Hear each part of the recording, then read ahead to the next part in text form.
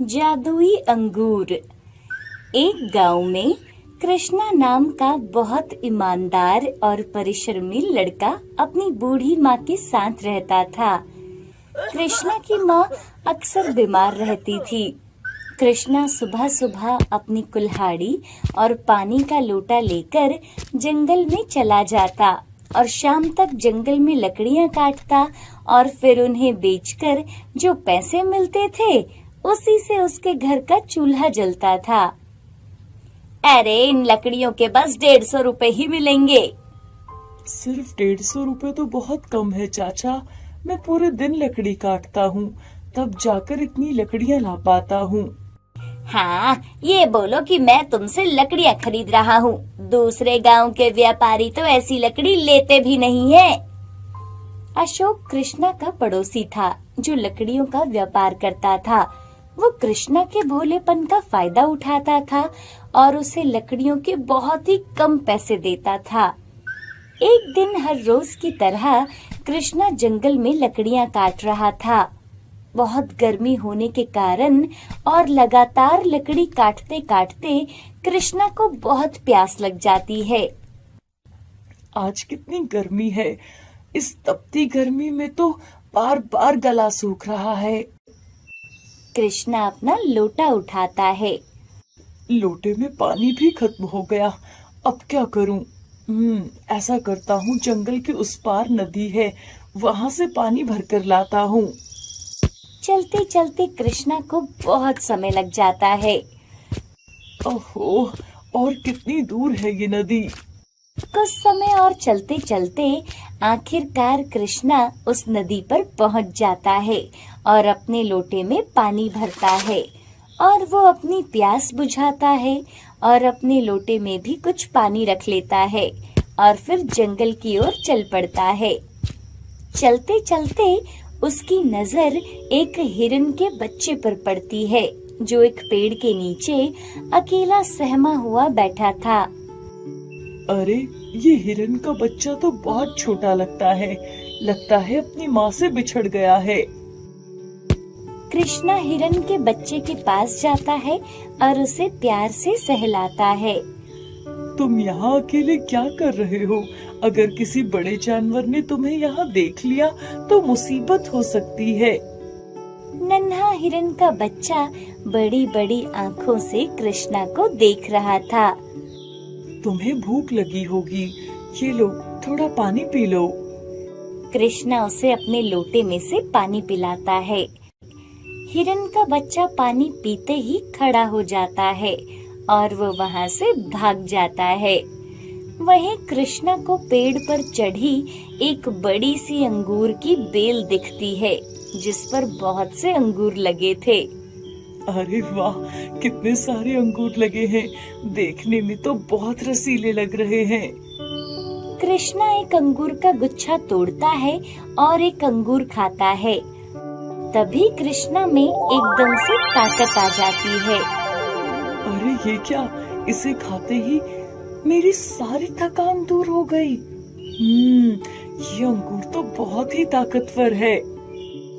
तभी कृष्णा के हाथ में पकड़े हुए सारे अंगूर सोने के बन जाते हैं। कृष्णा अंगूर को देखता है तो वो सोने के बन गए थे। अरे, ये अंगूर सोने के कैसे बन गए? ये कैसे हुआ? तभी अंगूर के गुच्छे में से आवाज आती है, कृष्णा। कौन है यहाँ? डरो नहीं, मैं एक जादुई अंगूर हूँ और मैं ईमानदार और सच्चे लोगों की मदद करता हूँ और तुम एक सच्चे इंसान हो। तुम मेरे अंगूर से अपनी और जरूरतमंद लोगों की मदद कर सकते हो। लेकिन अगर गलती से भी किसी लालची इंसान ने मुझे खा लिया तो वो उसी क्षण बूढ़ा और कमजोर हो जाएगा। कृष्णा बहुत खुश होता है। वो एक और अंगूर का गुच्छा लेकर अपने घर आ जाता है और सारी बात वो अपनी माँ को बताता है और एक अंगूर उसे खाने को देता है। अंगूर खाते ही उसकी माँ एकदम ठीक हो जाती है। अरे, मैं तो एकदम ठीक हो गई, देखो अब मैं अच्छे से भी चल सकती हूँ। मैंने बोला था ना माँ कि ये एक जादुई अंगूर है। कृष्णा के पास जितने भी अंगूर थे वो सब सोने के बन जाते हैं और कृष्णा उन्हें बेचकर पैसे कमा लेता है और अपने लिए एक बड़ा सा घर और जरूरत की सारी चीजें जमा कर लेता है। अब कृष्णा लकड़ी भी नहीं काटता था, वो पूरा दिन लोगों की मदद और अपनी माँ का ध्यान रखता था। एक दिन, अरे ये कृष्णा के पास इतने पैसे कहाँ से आए? अब तो ये लकड़ी भी नहीं बेचता, फिर भी ये दिनों दिन अमीर होता जा रहा है। जरूर कुछ दाल में काला है, मुझे इस पर नजर रखनी होगी। एक दिन कृष्णा और उसकी माँ उस जादुई अंगूर की बातें कर रहे थे। जादुई अंगूर? तो इस अंगूर की वजह से ये लोग अमीर हो गए हैं, लेकिन ये जादुई अंगूर जंगल में है कहाँ? मुझे इसका पता लगाना ही होगा। अगले दिन सुबह होते ही अशोक एक थैला लेकर जंगल में चला जाता है। सुबह से दोपहर हो जाती है। जाते जाते उसे वही हिरन का बच्चा मिलता है। अरे वाह, हिरन का बच्चा, आज तो इसे ही बनाकर खाऊंगा। ऐसा करता हूँ, इसे भी अपने साथ ले चलता हूँ। और अशोक हिरन के बच्चे को उठाकर आगे बढ़ने लगता है। अरे ये अंगूर की बेल कहाँ है? इसे उठाकर चलते चलते तो मैं थक गया हूँ। अशोक हिरन के बच्चे को नीचे फेंक देता है और उसकी एक टांग पकड़कर उसे घसीटता हुआ जंगल में आगे बढ़ने लगता है। हिरन के बच्चे को बहुत चोट भी आ जाती है। तभी अशोक के सामने अंगूर के गुच्छों से भरी अंगूर की बेल दिखती है। अरे वाह, ये रही वो जादुई अंगूर की बेल। कितनी देर से इसे ढूंढ रहा था। अशोक अंगूर के गुच्छे तोड़ना शुरू करता है। सारे अंगूर अभी ले जाता हूँ, अब उस पागल कृष्णा को यहाँ कुछ नहीं मिलेगा। अशोक सारे अंगूर तोड़ लेता है और उसे एक थैले में भरना शुरू करता है। अरे मैं तो बहुत थक गया हूँ, कुछ अंगूर यहीं खा लेता हूँ। अशोक जैसे ही एक अंगूर अपने मुंह में डालता है तो वो एकदम से बूढ़ा हो जाता है और उसके शरीर में बहुत ही कमजोरी आ जाती है। अरे मुझे ये क्या हो गया? मैं इतना कमजोर कैसे हो गया? ये अंगूर कैसे अंगूर थे? हे भगवान, अब मैं क्या करूं? अशोक सारे अंगूर और हिरन का बच्चा वहीं छोड़कर वहां से धीरे धीरे चलकर अपने घर वापस आ जाता है। लालची लोग मुझे कभी हासिल नहीं कर सकते। और सारे अंगूर फिर से उसी बेल पर लग जाते हैं। इधर कृष्णा उन पैसों से गांव में अस्पताल और स्कूल खुलवाता है और गरीब लोगों को खाना खिलाता है। सब लोग कृष्णा की अच्छाई की तारीफ करते थे। ओहो, आज भी कितनी देर हो गई। घाट पर जल्दी जाकर देखना होगा, कहीं आज भी नाव चली न गई हो। हे भोलेनाथ, आज भी नाव चली गई। आज भी समय पर नहीं पहुंच पाया। आज भी मुझे इंतजार करना पड़ेगा। गुरुदेव भी मेरा इंतजार कर रहे होंगे। यहाँ गुरुदेव कुछ लोगों को ज्ञान दे रहे थे। भगवान में विश्वास करना ही सबसे बड़ी बात है। हमेशा याद रखिए, उसकी कृपा के बिना पृथ्वी पर कुछ नहीं हो सकता। उनकी मर्जी के बिना कुछ भी संभव नहीं है इस दुनिया में। गुरुदेव, फिर भी हम कितना अहंकार करते हैं कि ये काम मैंने किया, वो काम मैंने किया। यही तो सबसे बड़ा भ्रम है। हम ये सोचते हैं धन, दौलत, शिक्षा, समृद्धि ये सब हमने अपनी मेहनत से अर्जित किया, लेकिन सबके पीछे ऊपर वाले की ही दया है और ये हम हमेशा भूल जाते हैं। लेकिन हम किसी मुसीबत में होते हैं तब हम अपना सब कुछ छोड़कर उनकी श्रद्धा में लग जाते हैं। मतलब जहाँ भी जो हो रहा है सब ऊपर वाले की ही मर्जी से हो रहा है। बिल्कुल बिल्कुल, सब उनकी मर्जी से ही हो रहा है। ऊपर वाले की मर्जी के बिना पेड़ का एक पत्ता भी नहीं हिल सकता। तभी तो मैं कहता हूँ, हमेशा उठते बैठते उनको याद किया करो और हमेशा उन पर ही विश्वास करना। अब आप लोग जाइए, मुझे ऊपर वाले को भोग लगाना है। आप सभी का दिन मंगलमय हो। इधर गोपाल दूध लेकर नाव में आ रहा था। हे भोलेनाथ, अब और कितनी देर लगने वाली है, पता नहीं और कितनी देर लगेगी। इधर गुरुजी भगवान के लिए भोग बना रहे थे। भगवान का चढ़ावा तो तैयार हो गया है, लेकिन दूध के बिना मैं भोग कैसे लगाऊंगा? ये गोपाला हमेशा इतनी देर क्यों कर देता है? मुझे हमेशा भोग चढ़ाने में देरी हो जाती है। मैं आ गया गुरुदेव। क्यों, आज भी तुम इतनी देरी से आए? मैं कब से तुम्हारा इंतजार कर रहा हूँ। तुम जानते हो ना, दूध ना होने पर मैं ऊपर वाले को भोग नहीं चढ़ा पाता, और तुम्हारी वजह से मुझे भोग लगाने में हमेशा देरी होती है। मैं समझता हूँ, सब समझता हूँ गुरुदेव, लेकिन मैं क्या करूँ? हर रोज सुबह सवेरे भोलेनाथ की भक्ति करता हूँ और फिर गाय का दूध निकालना होता है, और फिर नदी के उस पार सब घरों में दूध भी बांटने जाता हूँ, और जब यहाँ आने के लिए नाव में बैठने के लिए पहुँचता हूँ तब तक नाव निकल गई थी, और दूसरी नाव के लिए मुझे 1 घंटा इंतजार करना पड़ा। अब आप ही बताओ मैं क्या करता? अच्छा, मैं सब समझ गया, लेकिन तुम आज के लिए माफ कर दो, बस कल से मैं समय से आ जाऊंगा। कल से बिल्कुल देरी नहीं होगी गुरुदेव। तभी वहां पर एक और आदमी आता है। प्रणाम गुरुदेव। प्रणाम, और सब कुशल मंगल? गुरुदेव, मेरा बेटा ठीक हो गया। अच्छी बात है। ये सब आपकी वजह से हुआ है। मेरी वजह से? हाँ गुरुदेव, आपकी वजह से डॉक्टर ने बोला था कि अब इसका बचना बहुत मुश्किल है। तब मैं दौड़ा दौड़ा आपके पास आया और आपने बोला भगवान पर विश्वास करो, और मैंने वही किया। अपने बच्चे की हालत को ऊपर वाले पर छोड़ दिया, और देखो सब कुछ ठीक हो गया। अब मेरा बेटा पहले की तरह खेलने और दौड़ने लगा है। अभी समझ आ रहा है ना, ऊपर वाले के विश्वास से सब ठीक हो जाता है। अगर उन पर विश्वास करके उनको याद करते हैं तो क्या भगवान सच में हमारी सुनते हैं गुरुदेव? बिल्कुल सुनते हैं।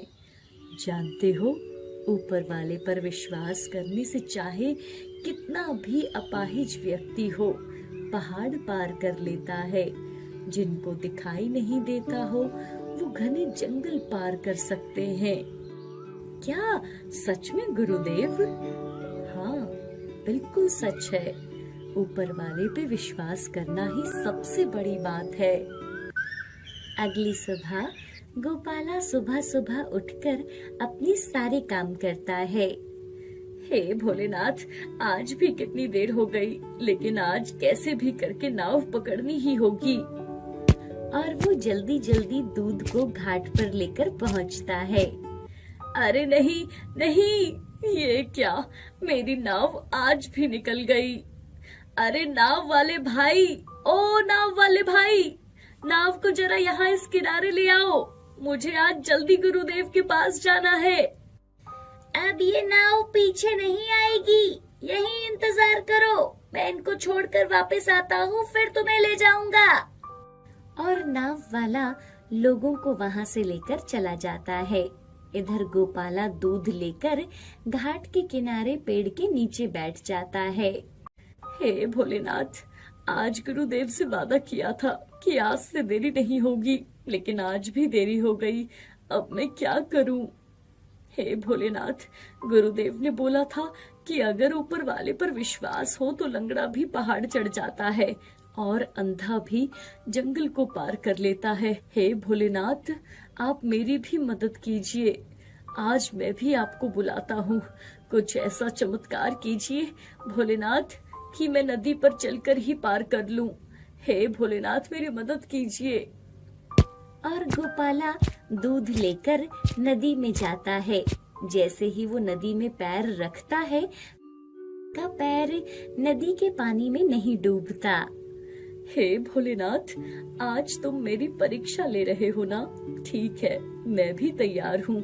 अगर आज मुझे डूब कर मारना ही है तो तुम ही डुबाओगे, और अगर बचाना है तो तुम ही बचाओगे। मैं सब समझ गया हूँ। अब मैं निरंतर चलता ही रहूंगा। गोपाला नदी के पानी में चलने लगता है। जय भोलेनाथ, जय भोलेनाथ। भोलेनाथ भोलेनाथ बोलता हुआ गोपाला नदी में चलता रहता है। उसने लगभग आधी नदी पार कर ली थी, लेकिन वो पानी में डूबा नहीं था, बल्कि पानी के ऊपर चल रहा था। भोलेनाथ ने मेरी सुन ली। भोलेनाथ, आप मुझ साधारण से गोपाला की मदद कर रहे हो। भोलेनाथ, आप बहुत दयालु हो। दूसरी तरफ गुरुजी भोग बना रहे थे। क्या गोपाला आज फिर से देर करेगा?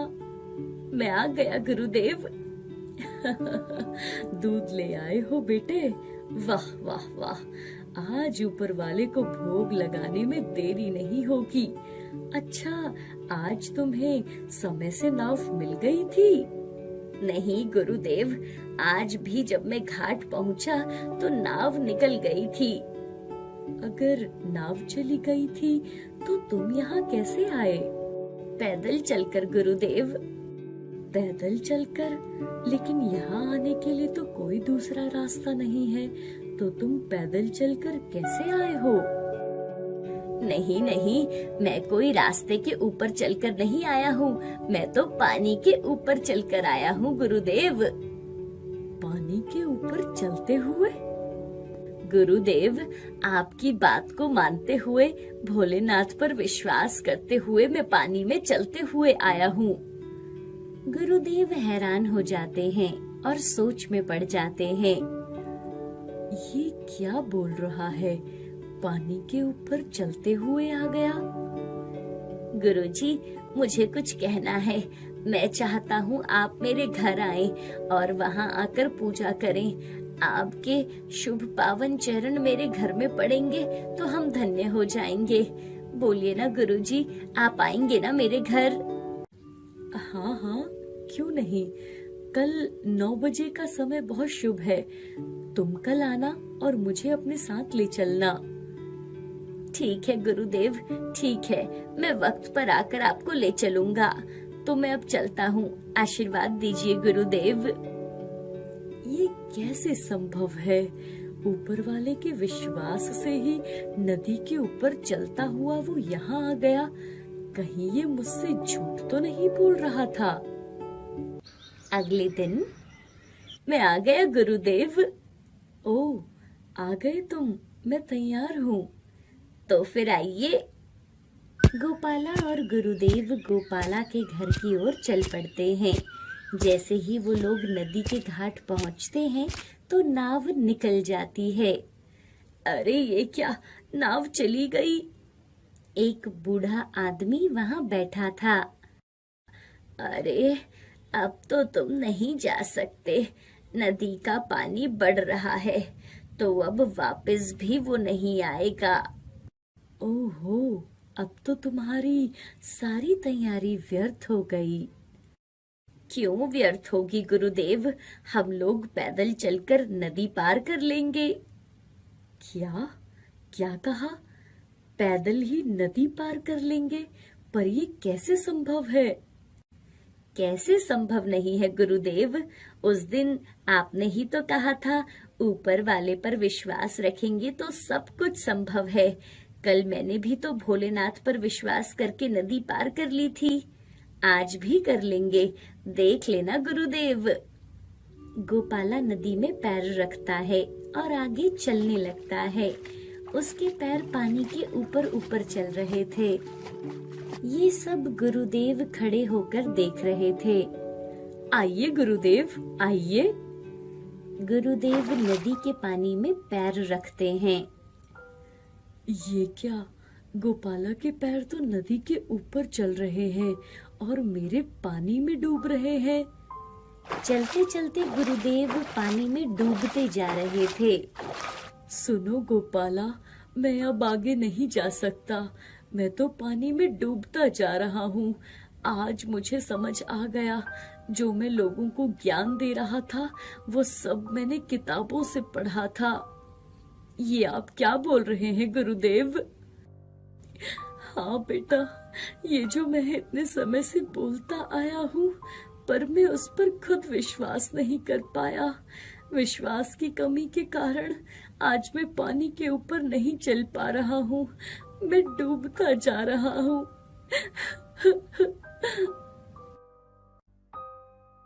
मैं भोलेनाथ के विश्वास की शक्ति से आपको ऊपर खींच लूंगा गुरुदेव। और गोपाला गुरुदेव का हाथ पकड़कर चलने लगता है। गोपाला के पीछे पीछे गुरुदेव भी पानी के ऊपर ऊपर चलने लगते हैं। हे ऊपर वाले, मुझे तुमने ज्ञान तो दिया, लेकिन आपने मुझे इस गोपाला जैसा विश्वास क्यों नहीं दिया? तभी उसे भोलेनाथ दिखाई देते हैं। असल में ज्ञान से विश्वास पैदा नहीं होता, विश्वास तो हमारे अंदर से आता है। जैसे एक बच्चा अपनी माँ पर विश्वास करता है, जब वो उसे चलना सिखाती है, जो खाने को देती है बच्चा खा लेता है, जहाँ सुलाती है वहाँ सो जाता है, क्योंकि वो अपनी माँ पर विश्वास करता है। सही बात है। गुरुदेव, आप किससे बात कर रहे हैं? तभी गुरु देखते हैं कि वहाँ कोई नहीं था। गोपाला, अभी डरने की बात नहीं, मैं भी ऊपर वाले के विश्वास से नदी पर चल सकता हूँ। ऐसे ही वो दोनों ऊपर वाले पर विश्वास करके उस नदी को पार कर लेते हैं।